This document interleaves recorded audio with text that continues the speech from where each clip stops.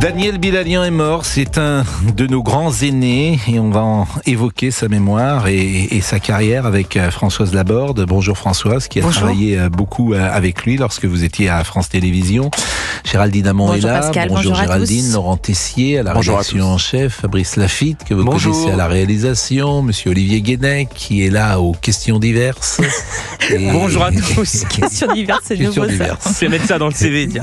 Questions diverses. Et Alexandre Omar, qui est là aux questions particulières. Bonjour. Merci, cher Alexandre. On était tout à l'heure avec Gérard Rolls sur l'antenne de CNews. Daniel Bilalian a présenté les journaux d'Antenne 2. Il présentait le 12h45. À l'époque, le journal de 13h, le journal phare, c'était celui de Yves Mourouzi. Et Antenne 2 avait inventé, à partir de 75 ou 76, un journal à la mi-journée, mais qui commençait un quart d'heure avant, à 12h45.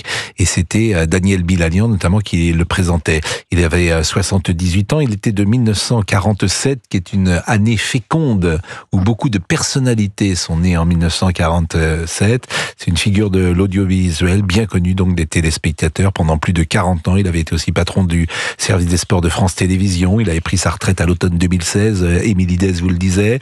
Il a été successivement grand reporter, présentateur, rédacteur en chef des journaux de 13h, de 20h. Il a également produit des magazines Star à la barre, Mardi soir. Et il était entré à l'ORTF, au Bureau régional d'information de Reims en 1971, puis de Lille en 1972. Je vous propose d'écouter la réaction de Gérard Rolls ce matin sur l'antenne de CNews. Je suis très touché. Oui. Parce que je l'ai appris hier soir, très tard.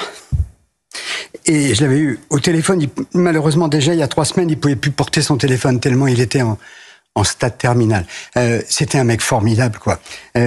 C'était un ami et un grand patron. Il était journaliste viscéral. C'est-à-dire qu'il continuait de lire toute la presse et de suivre la politique et de vous suivre le matin. Et en même temps, à un moment de sa vie, en 2005, on lui a dit tu vas devenir directeur des sports. C'était pas son truc. Il s'est transformé complètement et en grand patron, négociateur. Et pendant 11 ans, de 2005 à 2016, là, il a permis à France Télévisions de continuer à avoir tous les grands événements. C'est Daniel. À chaque fois qu'on parlait ensemble le soir, il disait tu sais Gérard, en fait, je suis moins proche de vous, les journalistes, sur le terrain, mais au moins, je vous donne à manger, je vous donne à travailler en signant le tournoi des 5 destinations, les Jeux Olympiques, le Tour de France, parce que tout ça, maintenant, c'est du sport business. Il est 11h06, vous êtes sur Antenne d'Europe 1, on est avec Françoise Laborde. Bonjour Françoise. Bonjour. Vous avez travaillé avec Daniel Bilalian. Oui. Daniel, c'était, comment dire, une silhouette, une élégance.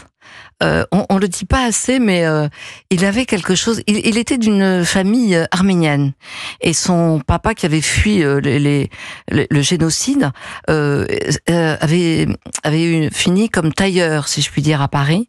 Et donc il avait donné à son fils Daniel le goût de l'élégance. Et Daniel était toujours extrêmement bien habillé. Il fumait le cigare. Il avait une silhouette un peu à la Gary Grant.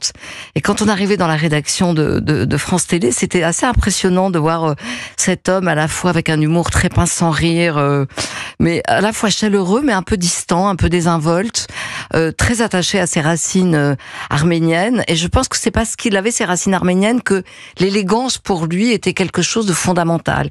Il accordait beaucoup d'importance à ça, et je pense qu'il avait raison. Et toute sa carrière à France Télévisions, ça a été des moments de va-et-vient, c'est-à-dire que il a fait le 13h, il a fait le 20h, il a fait le week-end. Moi, je m'y perds un peu dans les dates, je pourrais pas reconstituer toute sa carrière. Mais ce dont je me souviens, c'est que régulièrement, il était en alternance avec un autre présentateur et il incarnait, il y avait comme 2 figures politiques. Par exemple, au 13h, il a été longtemps en alternance avec Noël Mamère. Donc, il y avait, si je puis dire, le journal de 13h de Daniel Bilalian qui avait une tonalité un peu plus conservatrice, on dirait de droite aujourd'hui, et puis ma mère, qui était déjà engagée politiquement. Après, il a été en alternance aux 20h avec Bruno Mazur, et c'était un peu la même chose, c'était avec 2 personnalités complètement différentes. Et le talent de Daniel, ça a été toujours de garder cette élégance, chaque fois qu'il a été mis à l'écart, mis au placard, il est toujours arrivé à revenir de façon élégante, et c'est d'ailleurs comme ça qu'il est arrivé au sport, parce qu'à un moment donné, je crois que c'était en effet en 2005, le patron de France Télé de l'époque lui a dit, écoutez, le 20h, ça peut être possible.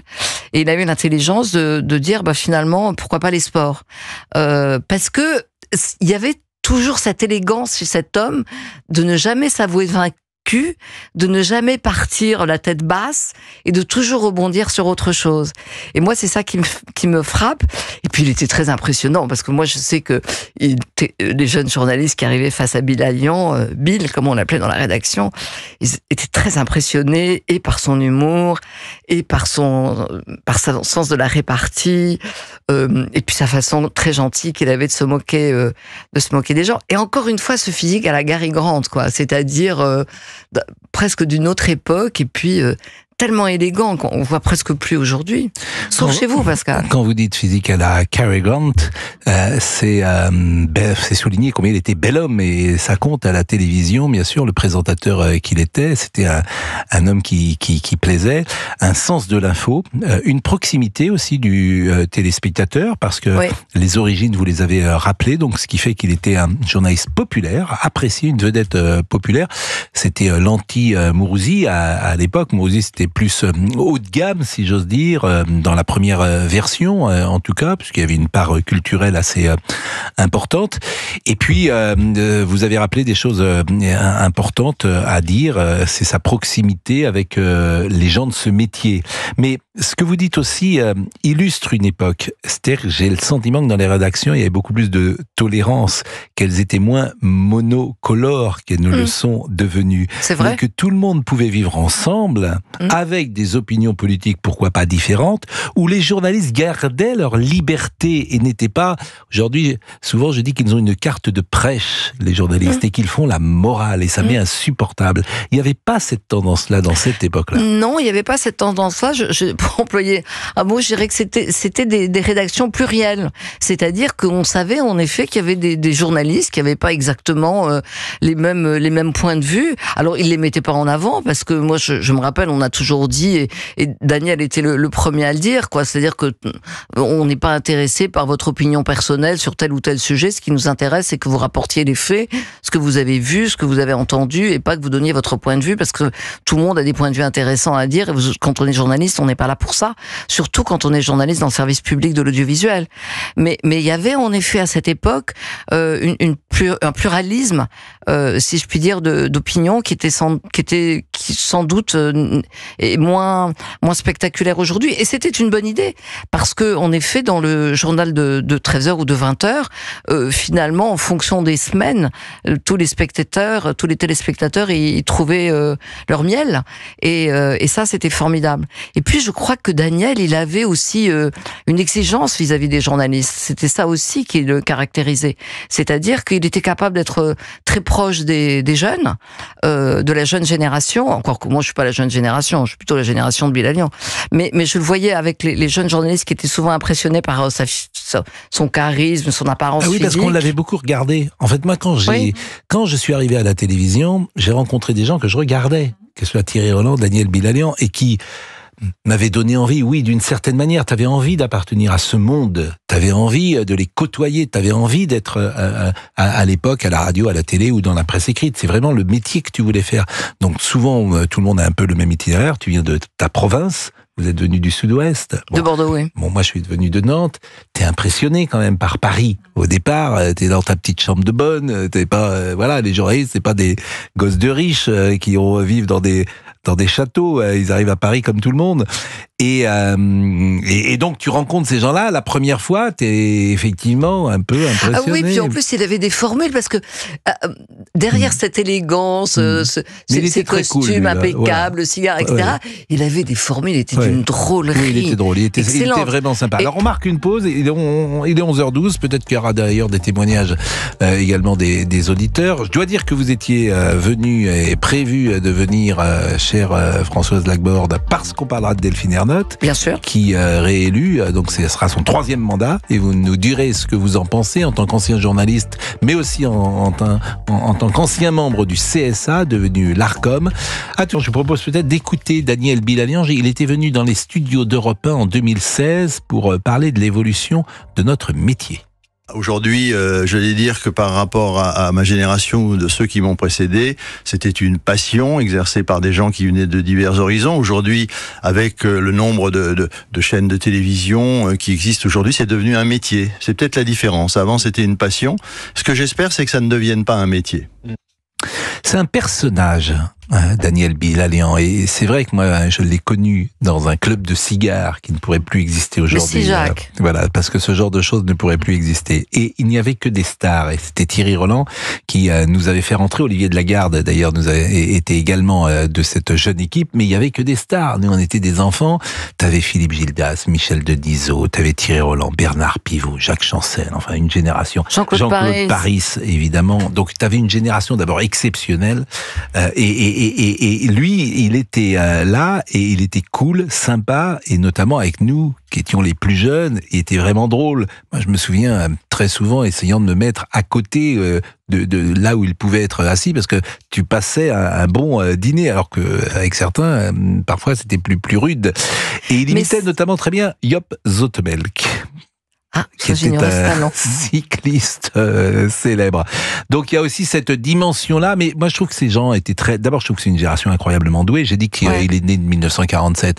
Le nombre de personnalités nées en 1947 qui sont des baby-boomers, ce qui est bien normal d'ailleurs, de Julien Clerc à Daniel Bilalian, beaucoup de personnalités sont nées ces années-là, et il y a une forme de liberté parce qu'ils ont 20 ans en 68.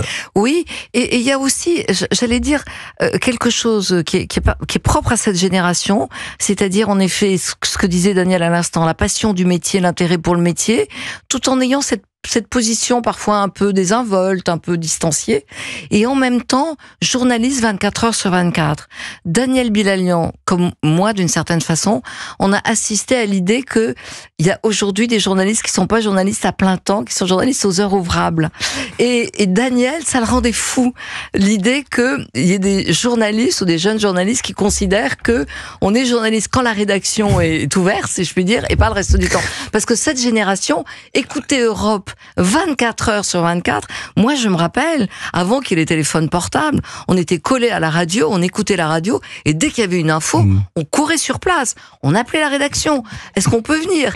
Et ça rendait fou Daniel d'imaginer qu'il y ait des jeunes journalistes qui disaient « Ah ben non, j'ai pas pu rester pour regarder le 20h parce que j'avais un dîner de famille » ou je sais pas quoi, ça me rendait fou. Il y a une anecdote que j'adore, Françoise, lorsqu'on revient de vacances, par exemple, et on voit des jeunes journalistes, et on leur dit « Ça va ?» Et parfois certains répondent « Ah, j'ai tout coupé !»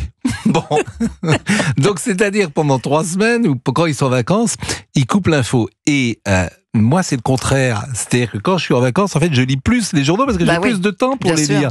Et surtout, je retrouve, ce que j'ai pas toujours quand je travaille, le plaisir, en fait, de lire l'actu. Oui.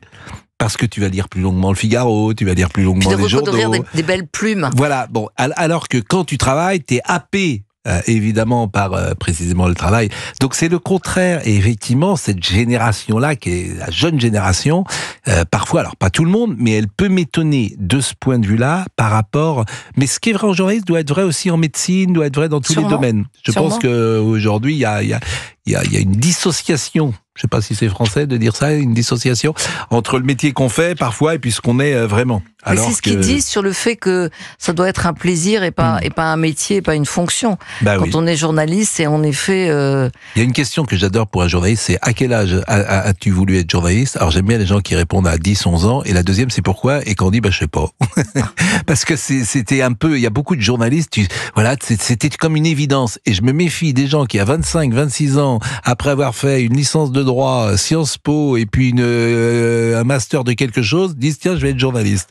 Et je trouve que, pas par défaut d'ailleurs, et je trouve que ceux qui arrivent d'un milieu populaire ont un sens journalistique souvent plus aigu, parce qu'ils connaissent le public que les autres. Et Daniel, par ses origines, avait cette dimension-là, je trouve, de toucher le public. Et puis quand on est fils d'Arméniens et fils d'exilés arméniens, on sait ce que c'est que le poids de l'histoire, quoi. C'est vrai. Et donc sa famille avait connu cette horreur du génocide arménien.